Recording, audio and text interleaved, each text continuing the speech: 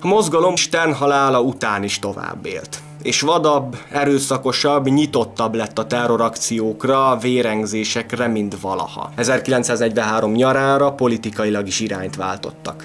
A néhány száz tagot számláló milícia, egyébként számuk korábban sem volt sokkal több, szakított a fasizmus mítoszával, és imperializmus ellenességükben, Sztálinban és a Szovjetunióban találtak szövetségest, és ideológiájukként a nemzeti bolsevizmust határozták meg. A Lehit egy triumvirátus vezette, Yisrael Eldad, Yitzhak Shamir és Natan Yellin-Mor. Utóbbi úgy fogalmazott, hogy lesz egy harmadik világháború, melyben a Lehi a Szovjetunió oldalán foglal majd helyet. Értelemszerűen a szovjetek ekkor már erősebb antiimperialista erőnek bizonyultak a jövőre nézve, mint a hadiszerencsében éppen veszni látszó tengelyhatalmak. 1943. szeptemberében a britek számára kedvezőtlen fordulat jött. Ugyanis az angolok kivégeztek 2 Haganah milicistát fegyverlopás miatt, és több zsidó kolóniában, kibucban házkutatást rendeltek el. Érdekes, hogy noha Haganah tagokkal történt az eset, mégis az Irgun lépett. Kihátrált a britekkel kötött fegyverszünet mögül, és 1944. februárjára kirobbant a zsidó felkelés, mely egészen Izrael állam 1948. május 14-i függetlenségi nyilatkozatáig tartott.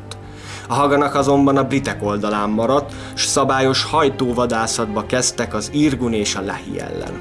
A szocialista álláspontot képviselő Haganah olyanokat is feljelentett a briteknek, akik nem voltak milicisták, csak éppen szemben álltak a szocialista cionizmussal. A Lehi ekkor szorosan együttműködött az Irgunnal, akcióik szinte közösek voltak, szabadságharcuk vívásába bőven belefért arab bankok, de akár zsidó kereskedők kifosztása is, s hozzájárult az arabok ellenségévé válásához egy eset, mikor egy bankban lelőtték az egyszerű palesztin civileket is. A merényletek terrorakciók ideje következett, az Irgun nyomozók tisztek ellen követett el merényleteket, brit tiszti klubokat robbantottak fel, rádióállomást foglaltak el, de gyilkoltak meg olyan katonai tisztet is, ki például korábban román zsidók mentésében vett részt. A Lehi régió szövetségese mellett szintén nem tétlenkedett. 1944. november 6-án Kairóban meggyilkolják a legmagasabb rangú brit tisztviselőt a régióban, Lord Moyne brit miniszteri rezidenst.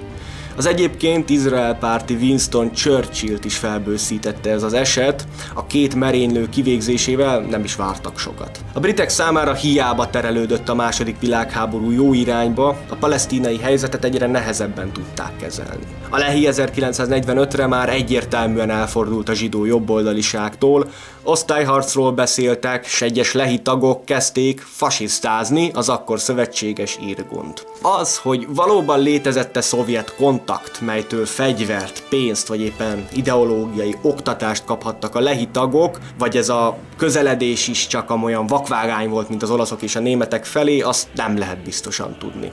Utóbbi mellett szól a tény, hogy a szovjetek, ha nem is teljes válszélességgel, de a pánarabizmus mellett foglaltak állást, és ez a szövetség, akármennyire is tolódott el balra a Lehi, még nem fért bele az elvi kereteikbe. 1945. novemberében Nagy-Britannia nem csak a II. Világháborút hagyhatta maga mögött, de a Haganah szövetségét is. Az ugyanis átállt az Irgun és a Lehi oldalára, tehát a zsidó ügy mellé. Zsidó merényletek, brit megtorlások váltották egymást. Az egyik ilyen merénylet 1946. április 25-én történt meg, amikor is Lehi merénylők 7 brit katonát lőttek le egy parkolóban történő rajtaütésen. Ennek hatására az angolok megtorló és büntető akciókat rendeztek, s meg annyi korlátozó intézkedést is Tel Avivban. 1947. január 12-én a Lehi végrehajtotta a történelem első kamionbombás merényletét, amikor egy teherautónyi robbanóanyaggal behajtottak a haifai rendőrőrsre. De Európára is kiterjedtek a merényletek. 1946. október 31-én az Irgun a római brit nagykövetségben robbantott, és eztán a Lehi is felbátorodott e téren, de az ő akcióik rendre kudarcot vallottak, vagy éppenséggel nem érték el a kívánt hatást. A zsidók háborúja szépen lassan 1947 végére a britek helyett az arabok ellen fordult. Novemberben kirobbant az úgynevezett palesztin mandátumi polgárháború, melyet 1948. május 14-ig emlegetünk, annak másnapján ugyanis a brit mandátum megszűnt létezni, az utolsó brit katona egyébként másfél hónappal később vonult ki. És a 14-én függetlenedő Izrael már csak az Arab Ligával találta szembe magát. No de ne siessünk azért ennyire előre.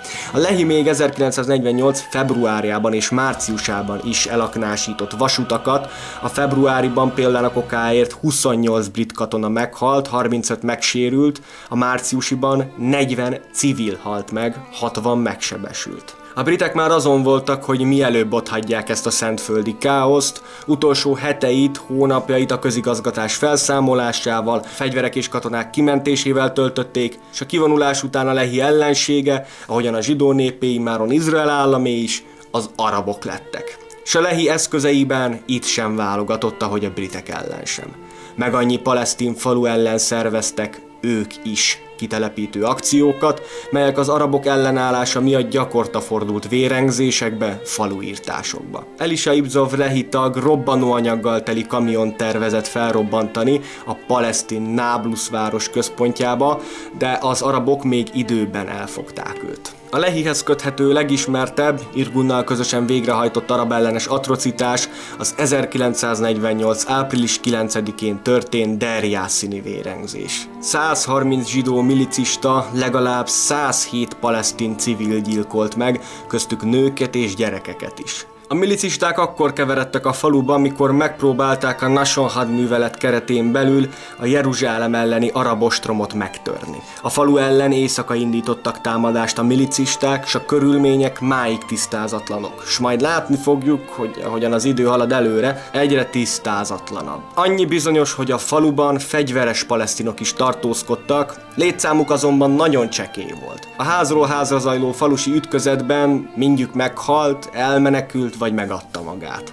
Az is bizonyos, hogy az arab falusiak nem fogadták szívélyesen a zsidókat, ahogyan az is, hogy az arab foglyokat a támadók kivégezték. És nem csak szimpla tömeggyilkosság, de a falusiak kifosztása, megcsonkítása és nemi erőszak terhe is nyomta a Lehi és az Irgun milicistáit. Megjegyezném, hogy egyes források, a később az eseményt egyébként hevesen elítélő, pár darabnyi, de Haganah milicistáról is szólnak. Azonban a zsidók ellen harcoló Arab Liga 254 legyilkolt, tömegesen megcsonkított áldozatról számolt be, egyébként a New York Times is ezt közölte, míg a milicisták tagadták, hogy a mészárlás megtörtént volna, minden házból lövöldöző palesztinokról, iraki és szíriai katonákról, és még nőnek öltözött arab fegyveresekről is beszéltek. A zsidó hatóságok, mellettük a Haganah elítélték az eseményt, köztük David Ben Gurion, Izrael első miniszterelnöke, de csak például a kokáért Albert Einstein is hevesen tiltakozott. S noha az esemény az izraeli féltől súlyos következményekkel járt az Irgun és a Lehi számára, napjainkban egyre több, főként izraeli történész részben vagy teljesen tagadja a Deir Yassin mészárlás mi voltát.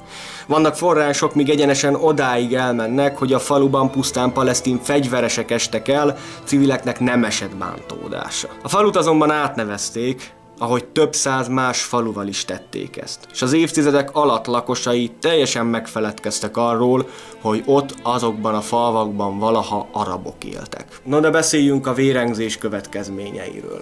A palesztin civileket megrendítette az esemény, és részben ezen tragédia hatására óriási menekült hullám indult meg a területekről, miket a zsidók magukénak akartak a születendő Izrael földjéből. Persze a menekültek sokszor nem maguktól menekültek.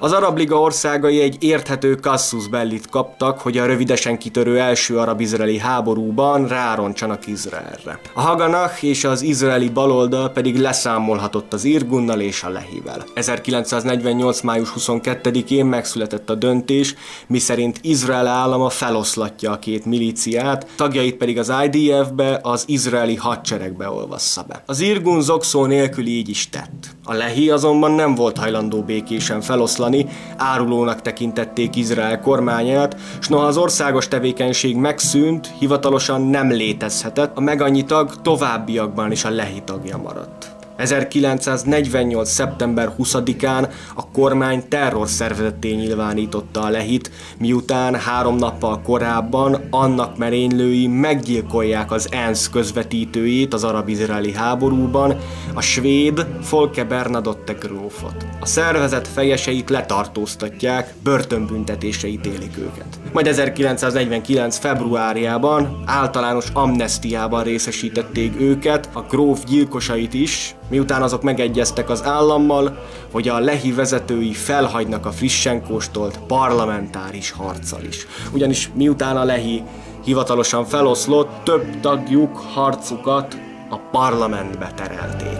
És noha a lehi utóéletén ezután mind ideológiai, mind gyakorlati bélyegek is voltak, 1980-ban a Lehi nevét viselő katonai kitüntetést hoztak létre Izraelben, továbbá 1983-ban Yitzhak Shamir, egykori lehi tank, az ország miniszterelnöke lett. Az elmúlt 2 évtizedben pedig a Netanyahu kormányzás alatt, főként az Irgunnak, de egyébként a Lehinek is megkezdődött nevüknek egyfajta tisztára mosása. Kérdés persze, hogy Netanyahu bukásával ez a történelmi szemlélet vajon meddig fog majd tartani.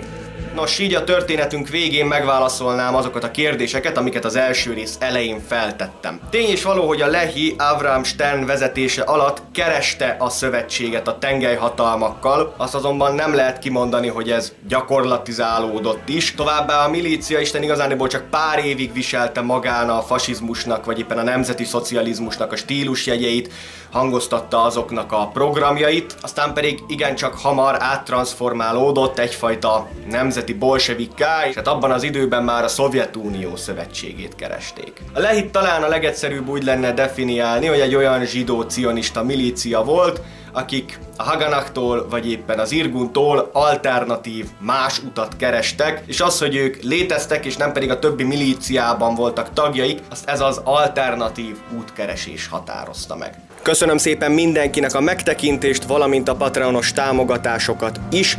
Ha szeretnéd a csatornát te is támogatni, a leírásban megtalálod a Patreonom linkjét. Ha tetszett a videó, lájkold, ha pedig szeretnél még hasonlóakat látni, akkor iratkozz fel. Köszönöm a megtekintést, én Mucskó voltam.